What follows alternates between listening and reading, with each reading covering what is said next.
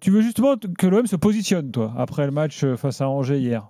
Bah, en fait, je vais poursuivre un petit peu ce qu'a dit De Zerbi hier dans cette conférence de presse qu'il a démarré avec un air extrêmement contrarié où on a retrouvé un petit peu le questionnement et son visage défait qu'on ne lui avait plus vu depuis longtemps, parce que même lors des 2 défaites récentes, il avait tiré malgré tout des enseignements positifs et on espérait que ça ne soit que passager.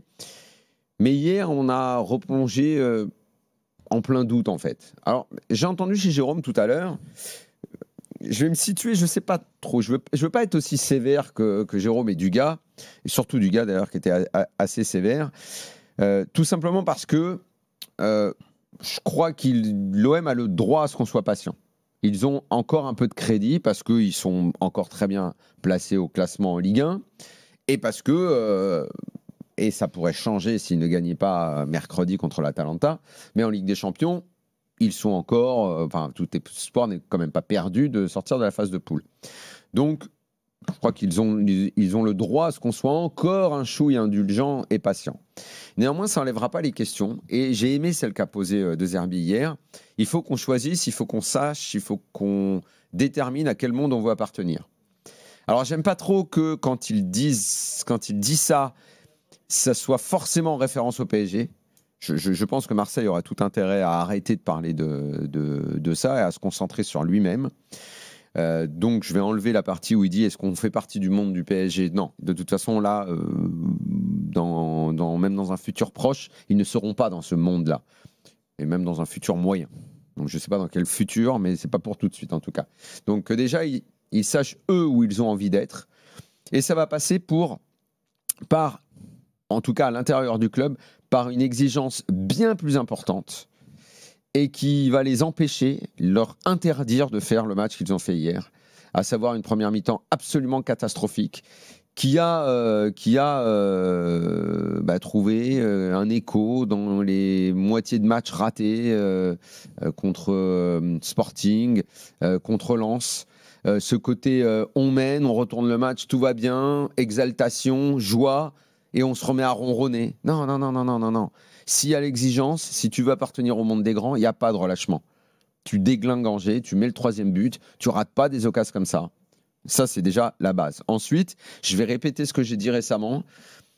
Turnover, ok, je comprends, c'est obligatoire aujourd'hui, mais il va falloir bien le gérer et il va falloir trouver une façon de jouer. Et là, moi, cette façon de jouer, j'arrive pas encore complètement à la comprendre. Parfois, c'est intense, ce que fait Marseille. Parfois, c'est mou.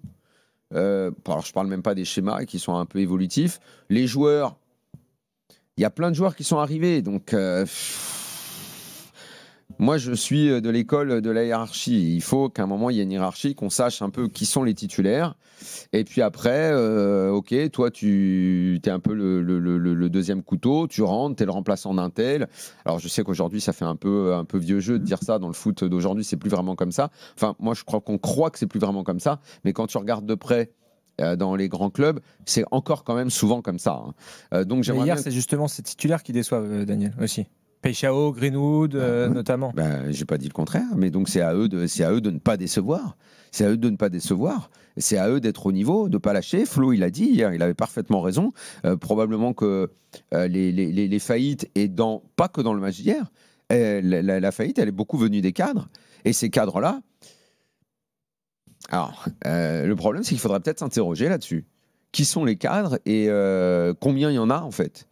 Est-ce qu'Aubameyang, revenu, en fait partie parce qu'il a l'âge de l'être? Parce que ses performances, moi, je trouve que depuis le début de la saison, elles ne sont pas incroyables, elles ne sont pas extraordinaires. Greenwood, ça doit en être un. Il y a 10 jours, on dit « Ah, ça y est, c'est peut-être le nouveau Greenwood, on est content et tout. » 10 jours après, on a encore 2-3 questions qui arrivent dans notre cerveau. Et ça, c'est pas bon. En fait, ce que l'OM doit faire, c'est stabiliser. C'est où est-ce que tu te stabilises? Où est-ce que tu as envie, comme je l'ai dit, d'être, mais d'y rester, quoi. Tu vois, trouve ta vitesse de croisière, ton exigence, ton jeu, ton intensité, mais ça peut pas être du 45-45, quoi. Ça peut pas être des moitiés de match. Voilà. Florent. Moi, je pense que le problème pour la fameuse stabilisation que tu appelles de tes voeux, c'est quand même, et les Jimmy le disait, c'est quand même tes joueurs cadres. Je pense que l'OM a maintenant plus pléthore de joueurs cadres, et encore plus qu'avant, parce que derrière, ils en ont récupéré. Et je les trouve, je vais te dire, là, en ce moment, par exemple, orphelin d'un mec comme Rabiot. Et pas seulement pas dans le jeu, mais dans le vestiaire. Mais oui, dans le vestiaire. L'an dernier, Rabiot, il a pris sur lui des tas de trucs, il a décidé d'enfiler ce costume. Et j'ai l'impression que là, la responsabilité se dilue. Et je vois pas Højbjerg hier, par exemple, sur le match comme un leader. Je vois pas Aguerd comme un leader. Je vois pas Pavard comme un leader. On peut se faire une petite liste de types qui devraient être cadres. En fait, on va s'apercevoir, tu sais quoi, qu'il y en a 80%. Oui, toutes les recrues quasiment. Pavard, par l'expérience, le CV, on devrait le mettre dedans. Balerdi, il est capitaine. T'es obligé de le mettre dedans. Emerson Palmieri, tu vas le mettre dedans parce que l'expérience. Oui, j'ai oublié le gardien, pardon. Højbjerg, on va le mettre dedans aussi parce qu'il a quand même vu le foot de haut niveau. Donc en fait, on va quasiment mettre une tonne de joueurs. Mais ils sont où, les gars ? Oui, mais donc ce que je veux te dire par là, c'est que l'an dernier, ça s'est parfois cristallisé sur un joueur qui a décidé de s'approprier un peu ça et devenir à la fois leader dans le vestiaire, devant les supporters, etc. Ce que là, on ne voit pas, c'est plus dilué. Je pense que De Zerbi, vu sa nervosité naturelle et même, on va dire, sa jeune expérience, sa jeunesse, on va dire, dans le poste, et notamment en Ligue des Champions, il aurait besoin de joueurs cadres qui prennent le relais. Hier, moi, ce qui m'a frappé sur le terrain, j'ai dit hier, moi, je ne pense pas que... Il y a plein de choses à dire sur De Zerbi, sur ce qu'il n'arrive pas encore à mettre en place parfois, sur sa trop grande nervosité à d'autres reprises.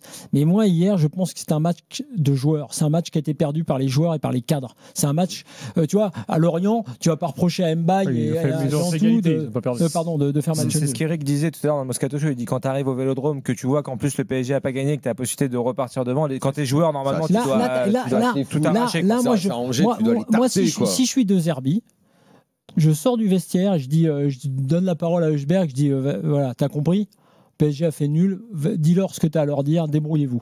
Débrouillez-vous, les gars, ils ont tout mis en place dans la semaine, c'est aux joueurs. Et quand à la mi-temps de ce match incroyable, la première période, elle est incroyable, elle est de qualité côté Angevin d'ailleurs, mais elle est très très mauvaise côté Marseillais. Pareil. Je veux dire, même s'il n'y a pas de coach dans ce match-là, même si De Zerbi a un malaise et qu'il va à l'hôpital, moi je pense que ce match il est facilement gagnable avec les cadres. La preuve, c'est que c'est quand le gamin qui rentre, qui arrache tout et qui renverse le match. Tu ne dois pas tout le temps te tourner vers le coach. La responsabilité des joueurs, elle est immense. L'an dernier, avec Rabiot, Marseille ne bat pas Angers. Oui, non, mais je dis ça. T'as raison. Je dis juste que moi, j'ai vu qu'il y avait un mec, je le voyais avec mes yeux, avec tes yeux, tu vois dans la façon dont il parlait aux autres. Moi, et d'ailleurs, moi, j'ai oublié qu'il était à l'OM. Donc non, dans la façon dont il parlait à ses coéquipiers, et d'ailleurs, on le sait, c'était même parfois un peu chaud. Mais voilà, moi hier, j'ai trouvé surtout que c'était une équipe apathique, et j'ai trouvé ça très surprenant de la part de ces mecs-là. Alors je sais pas si Pavard il est un peu maintenant inhibé parce que sur ces 2-3 erreurs, parce qu'au passage d'ailleurs sur l'action du dernier but d'Angers, en fait il refait main encore. C'est incroyable parce qu'il est encore sur un coup d'un potentiel péno. Mais bon, bref, pour moi c'est les joueurs. Moi De Zerbi, je trouve qu'on a fait des tonnes de débats.